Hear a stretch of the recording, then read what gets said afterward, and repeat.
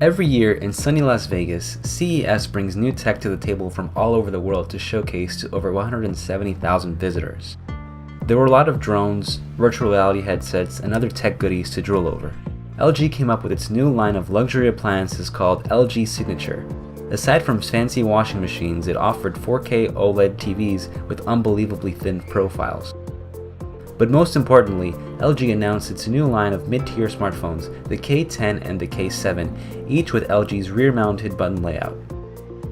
Qualcomm had a booth showing off the latest tech powered by Snapdragon chipsets. It was there that we saw a refreshing new take on the tired smartphone form factor. Meet Robohan. Robohan is a prototype smartphone from Japan. It's designed by Sharp as a companion for kids or elderly people. Alright, next up was Samsung's booth. This is another booth that was always packed with people at CES. Samsung showed off a couple new TVs and appliances, but we were most impressed with the Samsung Tab Pro S, which is a fully functional Windows PC. It comes with its own razor-thin keyboard and its battery will chug along for up to 9 hours of use. Samsung also released the new Gear S2 Classic, a new spin on their existing smartwatch, except now it actually looks like a watch. It has better attention to detail, much like you'd expect from a designer watch, as well as a rose gold color and many different bands to choose from. Speaking of women's watches, Huawei stole the show when it announced the Huawei Watch Elegant and the Huawei Watch Jewel. The Jewel was definitely the highlight, with Swarovski zirconia crystals embedded all the way around its watch face. These additions are functionally the same as the Huawei watch that came out this fall season, except for the fact that these new women's versions will also be capable of taking calls right through the watch, and a couple of Huawei's execs told us they'd update the original Huawei watch to do the same. Huawei also turned many heads at CES showing off a bunch of tech, most notably the Huawei Mate 8, a phone with beautiful hardware, a 4000 mAh battery, a 6-inch 1080p screen, and expandable memory.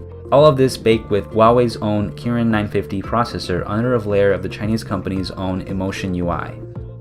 Keeping with the theme of more bang for buck, Honor, a sub-company of Huawei, has announced its own plans for entering the US market with its own mid-ranger, the Honor 5X. With a premium hardware build and flagship-worthy features, it's only $200 unlocked.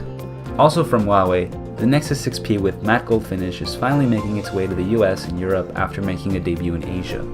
Intel's booth was pretty much always packed on every single CES day. Besides demo rigs where gamers could test the newest PC games, Intel was showcasing its RealSense technology in drones and Intel-powered tablets. In under a minute, I was scanned in a pose and a 3D model was saved to the RealSense tablet. A laser engraver then burned a dot matrix into a block of acrylic and made a model of me. Intel also had a drone with RealSense technology that could follow a point of reference and fly around obstacles. We didn't get too much major mobile announcements at CES, but as we already showed you, the CES floor was not lacking in terms of fun and geeky stuff. Attending the event was an awesome experience, and we're always dedicated to bringing you the latest in mobile news and in-depth phone reviews. As always, subscribe to our channel for more videos, and check us out at gsmarena.com for more in-depth CES coverage.